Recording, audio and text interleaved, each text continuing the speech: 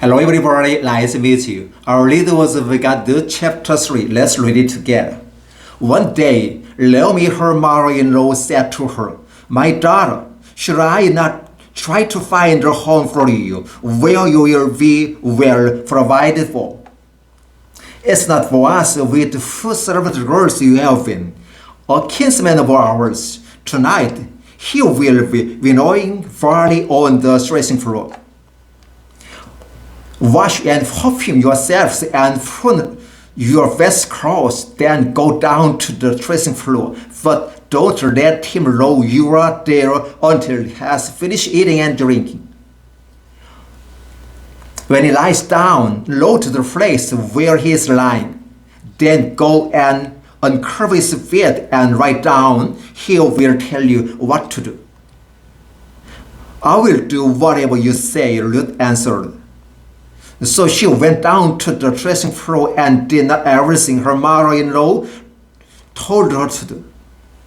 When Boaz had finished eating and drinking and was in good spirits, he went over to lie down at the fire and over the grain fire. Ruth approached quietly, uncovered his foot, and lay down. In the middle of the night, something startled the man, and he turned and discovered the man lying at his foot. "Who are you?" he asked. "I'm your servant Ruth," she said. "Spread a corner of your garment over me, since you are the kinsman redeemer." "The Lord bless you, my daughter," he replied. "This kindness is greater than that which you showed earlier. You have not run after the younger men, whether rich or poor. And now, my daughter, don't be afraid. I will do for you all you ask. All my fellow townsmen know that you are a woman of noble character. Although it is true that I'm near of skin, there is a kinsman redeemer near than I. Stay here for the night, and in the morning, if he wants to redeem, good, let him redeem. But if he is not willing, as surely as the Lord lives, I will do it. Lie here until morning." So she lay at his feet until morning, but got up before Annie could not be recognized, and he said, "Don't let it be known that a woman came to the threshing floor." He also said, "Bring me the shawl you are wearing and hold it out. And she did so. He poured into it 6 measures of barley and put it on her. Then he went back to town. When Ruth came to his mother-in-law, Naomi asked, "How did it go, my daughter?" Then she told her everything Boaz had done for her. "And Eli, he gave me these 6 measures of barley, saying, 'Don't go back to your mother-in-law empty-handed.'" Then Naomi said, "Wait, my daughter, until you find out what happens, for the man will not rest until the matter is settled today." Ruth chapter 3, verses 1 through 18. Thank you. Hello everybody, nice to meet you. Our read was we got Ruth chapter 4. Let's read it together. Meanwhile, Boaz went up to the town gates and sat there.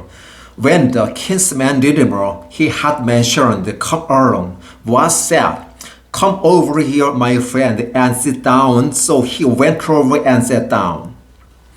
Boaz took 10 of the elders of the town and said, "Sit here," and they did so. Then he said to the kinsman redeemer, "Naomi, who has come back from Moab, is selling the pieces of land that belonged to our brother Elimelech.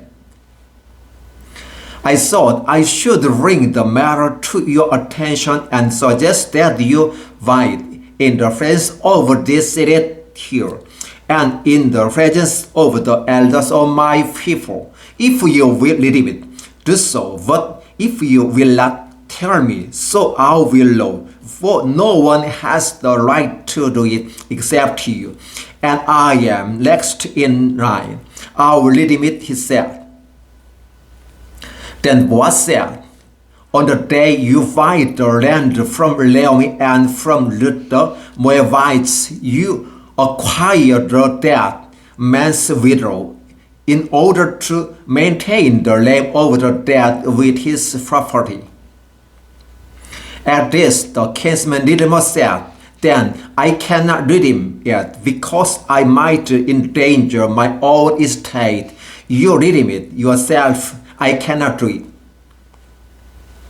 Now, in earlier time in Israel, for the redemption and transfer of property to become final, one party took over his sandal and gave it to the other. This was the method of legalizing transaction in Israel. So the kinsman redeemer said to Boaz, buy yourself, and removed his sandal. Then Boaz announced to the elders and older people, today you are witness that I bought from Naomi all the property of Elimelech, Kilion, and Mahlon.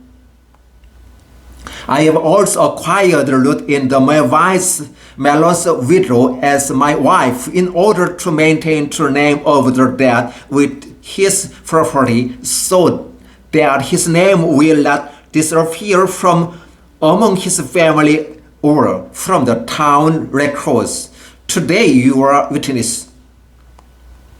Then the elders and all those at the gate said, we are witness, may the Lord make the woman who is coming into your home like Rachel and Leah, who together built up the house of Israel. May you have standing in Ephraim and be famous in Bethlehem. Through the offspring the Lord gives you by this young woman, may your family be like that of Pharaoh's woman Tamar bore to Judah. So Boaz took Ruth and she became his wife. Then he went to her, and the Lord enabled her to conceive, and she gave birth to a son.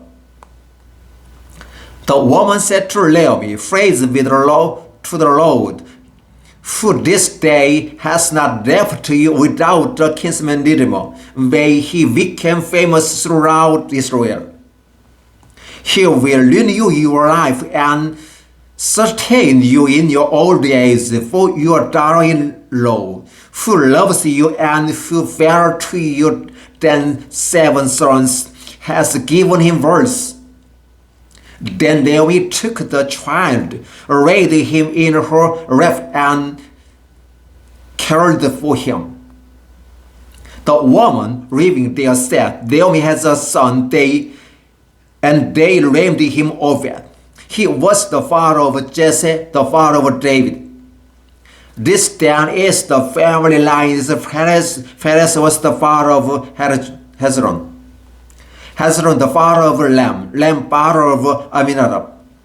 Aminadab the father of Nahshon the father of Salmon. Salmon the father of the Boaz the father of Obed. Obed the father of Jesse, and Jesse father of David. Luke chapter 4 verses 1 through 22. Thank you.